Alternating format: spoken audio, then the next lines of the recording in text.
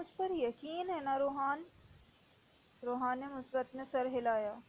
تو بس پھر یقین کر لو کہ بہت جلد تم ایک نارمل انسان کی طرح بیہیو کرنے لگو گے، باہر جاؤ گے، گھومو پھرو گے، زندگی کو انجوائے کرو گے، بلکہ ہم دونوں مل کر اپنی دنیا کو خوشحال بنائیں گے۔ وہ مسکرائی تو روحان بھی مسکرانے لگا۔ انائزہ کی نظر اس کے ہونٹ پر پڑی۔ باریک سرخ ہونٹوں کے نیچے چھوٹا سا سیاہ تل بھی مسکرا رہا تھا۔ Oh my God, how much charming smile you have. اس کی بات پر روحان شرماتے ہوئے نظریں جھکا گیا۔ انائزہ نے اچھا سا فرنیچر گھر ڈیلیور کروا دیا تھا۔ روحان اور اپنے لیے خوب ساری شاپنگ کر لی تھی۔ رات ہونے سے پہلے پہلے ہی اس نے کمرے میں فرنیچر سیٹ کروایا اور اپنی پسند کے ساتھ سیٹنگ کیے۔ اب وہ روحان کو کمرہ دکھانے کا سوچ رہی تھی۔ روحان! انائزہ نے کمرے کے دروازے پر کھڑے ہو کر آواز لگائی۔ روحان لاؤنج میں صوفے پر بیٹھا تھا، اٹھ کر سیڑھیاں چڑھنے لگا۔ عقیلہ روحان کے اس اچھے بدلاؤ پر بہت خوش ہوئی۔ روحان اس کے پاس پہنچا۔ پہلے اپنی آنکھیں بند کرو، پھر روم دکھاؤں گی۔ اس کے کہنے پر بھی روحان بڑے آرام سے آنکھیں مٹکاتا ہوا اسے دیکھ رہا تھا۔ اف، بند کرو بھئی، وہ ضدی بنی۔ روحان نے جھپتے ہوئے آنکھیں بند کیں اور انائزہ نے دروازہ کھولا۔ جب تک میں نہ کہوں آنکھیں نہیں کھولنی، ٹھیک ہے نا؟ ٹھیک ہے، روحان نے جواب دیا۔ انائزہ اسے پکڑتے ہوئے ایک جگہ کھڑا کیا۔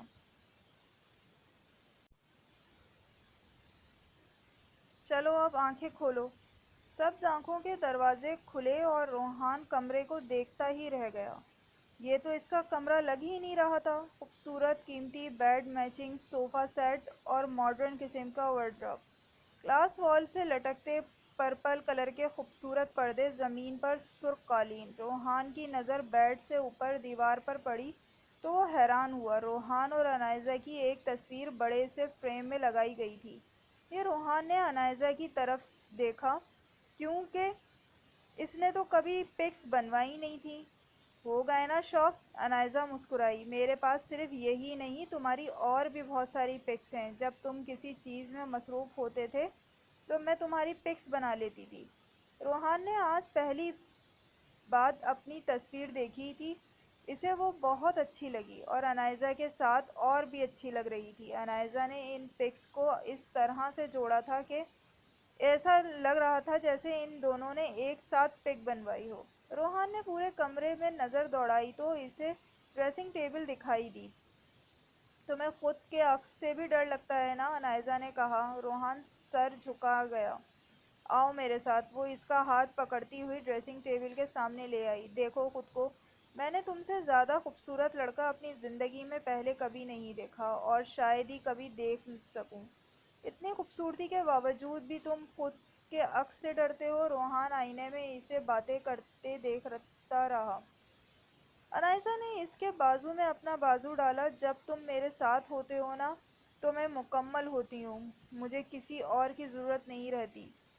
تو کیوں نہ جب میں تمہارے ساتھ ہوتی ہوں تو تم بھی خود کو مکمل سمجھو؟ اس نے روحان کے کندھے پر سر رکھا۔ ایسے ہی تو ہوتا ہے یہ رشتہ، شوہر اور بیوی ایک دوسرے کے بغیر بالکل نامکمل ہوتے ہیں، اور جب ایک ساتھ ہوتے ہیں تو ایک جان ہوتے ہیں۔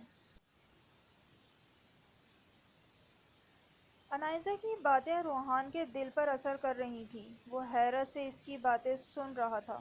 بتاؤ، اب ڈر لگ رہا ہے تمہیں اپنے عکس سے؟ انائزہ نے سوال کیا۔ روحان نے خود کا عکس غور سے دیکھا اور بولا، نہیں۔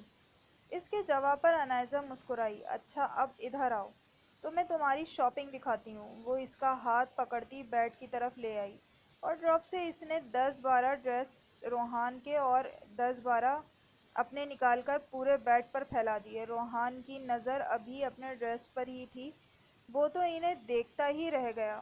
انائزہ نے اس کی آنکھوں میں آنے والی چمک کو نوٹ کیا۔ روحان نے بٹنوں والی ایک ریڈ شرٹ کی طرف ہاتھ بڑھایا اور اسے اٹھا کر دیکھنے لگا۔ یہ زیادہ پسند آئی ہے کیا؟ انائزہ نے پوچھا۔ روحان نے مسکراتے ہوئے مثبت میں سر ہلایا۔ اس کے ساتھ یہ بلیک جینس کی میچنگ اچھی رہے گی، چلو اب پہن کر دکھاؤ۔ اس نے روحان کے ہاتھ میں جینس کی پینٹ دی۔